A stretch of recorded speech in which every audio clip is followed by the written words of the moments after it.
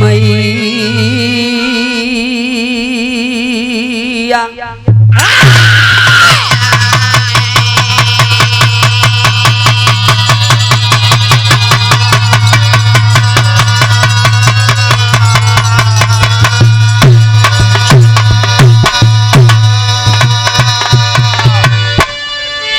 छुआता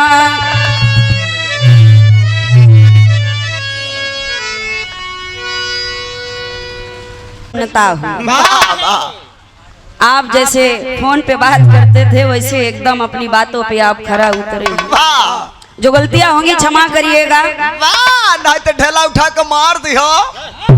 अब अंधेरे का दिखाई कि बगल गिट्टी रखी है।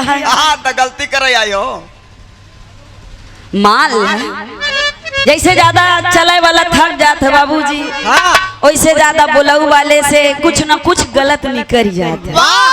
ज्यादा बोले वाले लात भी खाते हैं। अच्छा तो आप लोग ध्यान रहा, ज्यादा जो बोले हमारे ख्याल से ये पहले यह शुरुआत करे से चिकना वाली।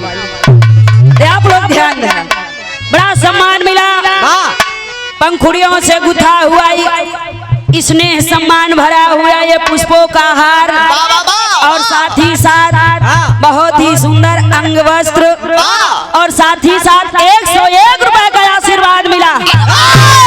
आप परम श्रद्धेय श्रीमान शालिग्राम पटेल जी, आपने हमारा और हमारे पार्टी का सम्मान किया।